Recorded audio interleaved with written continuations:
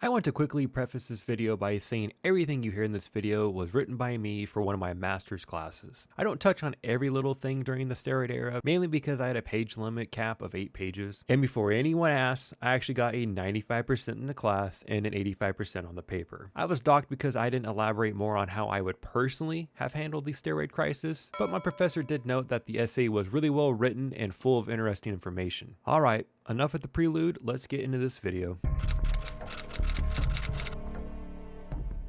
Major League Baseball has been around for over 150 years. In those 150 years of existence, the league has gone through a number of controversies, but none bigger than the steroid era crisis. Through the late 1980s to the mid-2000s, Major League Baseball saw some of the biggest records and milestones broken through the help of performance-enhancing drugs, better known as PEDs. Over that 20 or so year span, everyone involved in Major League Baseball was affected by PEDs, whether it was players, owners, or the league as a whole. The 20 years or so, the steroid era brought fame back to baseball that everyone thought was lost, but at what cost? According to Nicholas Martinez from Bleacher Report, as MLB moves forward, they have the inevitable task of untarnishing America's pastime and returning it to the proud tradition it once was. Throughout this video, we will be taking a look at the overall narrative of the steroid crisis from beginning, middle to end, along with giving my overall analysis on the crisis that unfolded in Major League Baseball for 20 or so years. Steroids have been around in sports a lot longer than many think. According to the National Institute on Drug Abuse, professional athletes began misusing anabolic steroids during the 1954 Olympics when Russian weightlifters were given testosterone. With that knowledge, it should not come as a surprise that many forms of steroids began making their way to Major League Baseball by the mid to late 1980s. Nobody has ever marked down an exact date that the steroid era began in Major League Baseball, but the best logical answer is probably right around 1986. 1986 saw a rookie sensation. Mark McGwire burst onto the scene for the Oakland Athletics. In McGwire's rookie campaign, he slugged 49 home runs, which was a then American League rookie record for home runs. At the same time, fellow Oakland teammate Jose Canseco hit 33 home runs and even won Rookie of the Year that season. Nobody knew it at the time, but the Bash Brothers, a nickname for the duo-ship of McGwire and Canseco, helped usher in the steroid era and put it on full display. Even though no one saw the proverbial writing on the wall, the rest of the 1980s saw many monstrous seasons by some well-known stars at the time. To round out the decade of the 1980s, 3 out of the 4 years for either the National League MVP or the American League MVP would eventually be tied to steroids in some way or another. Some of those names are Roger Clemens, 1986 AL MVP, George Bell, the 1987 AL MVP, Jose Canseco, the 1988 AL MVP, and coming as a bit of a shock, 1989 didn't really see any names that year that were tied to steroids who won an MVP. But there was no doubting the crisis was really starting to ramp up at the conclusion of that decade, with eye-popping stats that only a few have achieved beforehand, and all of a sudden some of the biggest statistical numbered seasons started to become commonplace. Entering the decade of the 1990s, that was when Major League Baseball's steroid crisis became very apparent. From a retrospective point of view, the early 90s saw Major League Baseball in a very good spot when it came to its popularity and how the game was growing. Even though the steroid crisis was happening right in front of everyone's eyes, the owners and the commissioner did not seem to care since everyone was happy and making money. That was until the 1994's players' strike happened. On August 12, 1994, all games were canceled due to the labor strike from the players' union. This dispute went on for so long that the remainder of the 1994 season had to be canceled. The dispute between the players' union and owners did not settle out until April 2nd, 1995. Just a day before the replacement players were set to take the field, the strike ended after 232 days. With the work stoppage going on as long as it did, it rubbed a lot of fans the wrong way. At the time, fans didn't even want to show up to the ballpark since they felt slighted due to the work stoppage that had occurred. When the strike was over, opening day MLB attendance was down 20% in 1995, according to Tom Verducci. The owners felt the full effect of fans not showing up at the ballpark since they were actively losing money at the time. This is when the steroid crisis starts to take on full effect in Major League Baseball. Former MLB Commissioner Bud Selig knew that baseball needed to find a way to get back into the good graces of all the fans that they had lost. Selig decided to expand playoffs by adding a wildcard team to both the National League and the American League, but that is not all he did. Selig allowed the steroid crisis in Major League Baseball to take center stage with hopes of saving the sport's popularity. That was even with the knowledge that Selig knew damn well that Mark McGwire was using PEDs as early as 1993, according to Cal Catera 2016. Selig did not care about the crisis that was occurring as long as he could propel baseball back into its former glory, along with lining the pockets of all the owners that he worked for. Moving into the mid to late 90s, baseball started to become quite dependent on the home run ball and the overall popularity of it. Statistical numbers kept climbing with each season for teams and players alike, alike. In 1996, the Orioles, Mariners, and the A's broke their single-season home run records. A team breaking their home run records rarely happens, let alone having 3 teams do it in one particular season. Furthermore, the Baltimore Orioles center fielder Brady Anderson never hit more than 21 home runs in his career leading into the 1996 season. The 96 season saw Anderson hit an eye-popping 50 home runs that year. Something was definitely going around in baseball, and the pinnacle season of the steroid era was fastly approaching. 1998 turned out to be the most prolific and infamous seasons in Major League Baseball. During the 1998 season, now playing for the St. Louis Cardinals, Mark McGwire and the Chicago Cubs slugger Sammy Sosa were thrown in the middle of the greatest home run chase since Roger Maris and Mickey Mantle were chasing down Babe Ruth in 1961. During the late summer of the 98 season, McGwire and Sosa were neck and neck trying to catch Maris's record of 61 home runs. Many people thought the record would never be touched again, but here we were, 2 superstar players making their bid for history. Both McGwire and Sosa together energized the sporting public and contributed to the rehabilitation of the national pastime, which were still suffering the repercussions of the 1994 work stoppage that had forced the cancellation of the World Series, Butterworth 2007. The home run race that many people believed to have saved baseball was fueled by none other than steroids. The steroid crisis was at an all-time peak in 1998, but not many people seemed to care. The race between the 2 stars was almost out of a movie, and no one wanted to be the one questioning what was really going on. The star-studdedness of this event would not go away even after McGwire was seen with steroids in his locker during an interview. To be fair to McGwire, the particular substance that was found in his locker and witnessed by others was legal in Major League Baseball at the time. Still, when Andrew was found in Mark McGwire's locker, was there any suggestion that he was doing anything wrong? Very little. It did set off a brief discussion about Andrew and baseball. This was followed by a discussion of other bodybuilding substances and supplements such as creatine, which was reported in wide use in sports. Sammy Sosa, Mark McGwire's home run chase partner, was the one who admitted to using creatine. Krapow 2007. On September 8th, 1998, McGwire would go on to pass Maris's single-season home run record with his 62nd home run, hit ironically enough against Sosa's Cubs. After the game, Major League Baseball Commissioner Bud Selig was on hand for a less than spontaneous official on the field ceremony. He called the night one of the most historic nights in Major League Baseball history, while presenting Mark McGwire with the very first Commissioner's Historic Achievement Award. Selig had been waiting a long time for this moment. In celebrating McGwire and his accomplishments, he was also announcing that baseball was well and truly back, more popular than it had been, and all of their shortcomings were a distant memory. The summer of the great home run race saw Maris's home run record broken not just by McGwire, who capped out at 70 home runs by season's end, but Sosa too, who hit 66 home runs to end the year. Without a doubt, this is the brightest baseball will ever shine in the steroid era, with only one more monumental moment to come before the eventual downfall. Coming off the 1998 home run race, many people were certain that we would never see McGwire's single season total of 70 home runs ever topped. That was until the power explosion of Barry Bonds in 2001, aided by, you guessed it,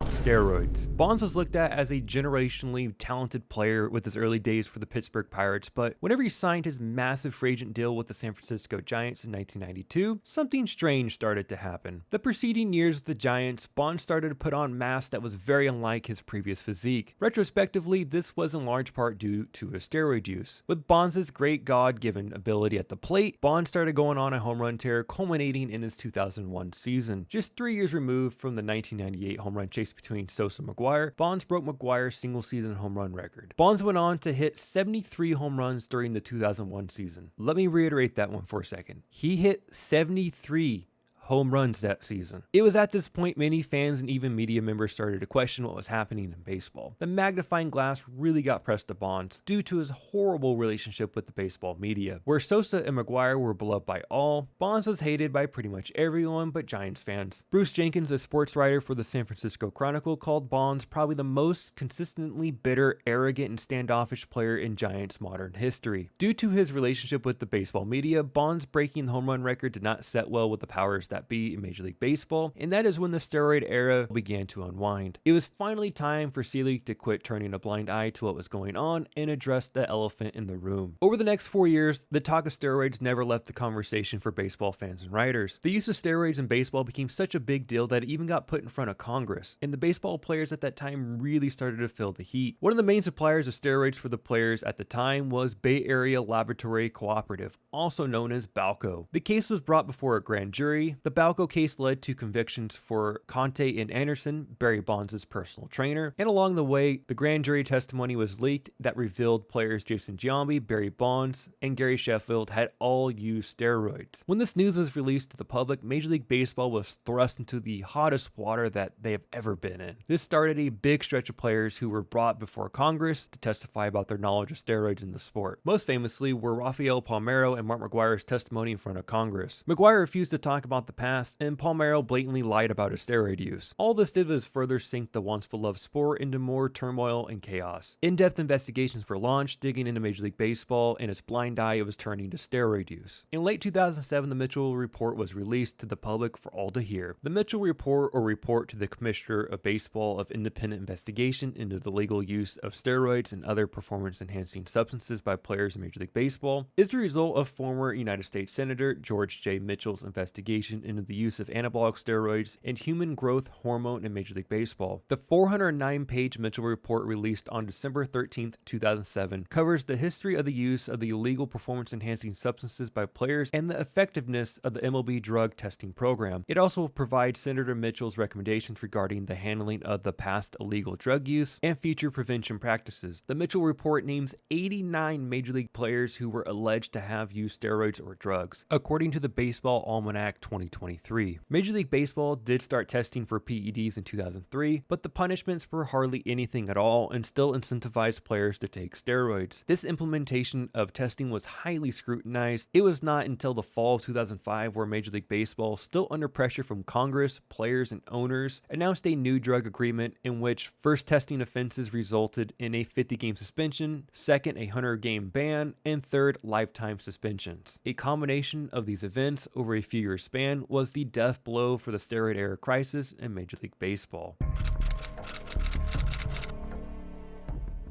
I do not think it is a stretch when I say that the steroid crisis in Major League Baseball was handled very poorly. Through the inept leadership of Bud Selig, baseball suffered more significantly than it should have. Maybe it was his guilt for allowing the 1994 strike to happen, or maybe it was greed, or just his own selfish endeavors, but Selig could have done a lot more to stop the crisis baseball faced during this era. The whole situation was handled very embarrassingly bad by Selig. He knew full well what was going on. He knew that for many, many years, but he did not care because of the instant payoff he was getting due to the players using steroids. His inability to act ultimately cost the reputation of Major League Baseball, the reputation and legacy of many players, and the overall health of many players. The steroid crisis did not just affect the men who were actively taking steroids, but it also cost the livelihoods of many players who were clean but could not perform at the same high level of a steroid user. The effects of the steroids are still felt today, especially if any particular player gets caught taking steroids. Whenever that happens, which it usually does about once a year, it just brings up all the bad emotions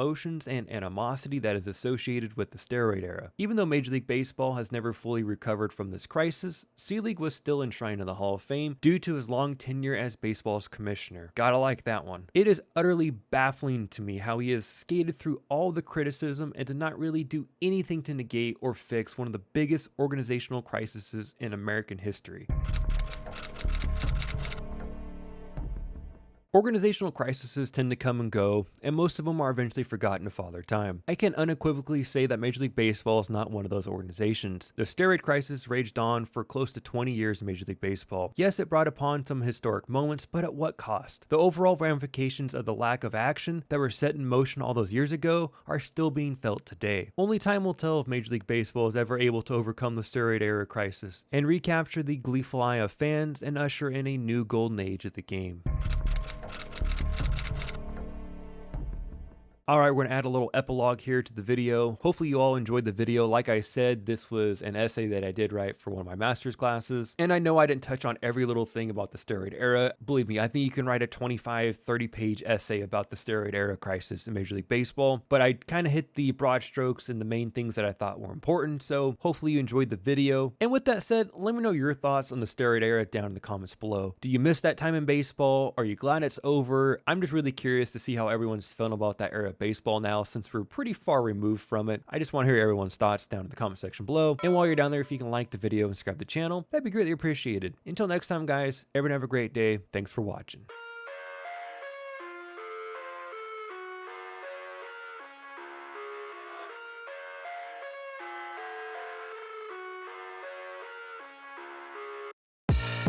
I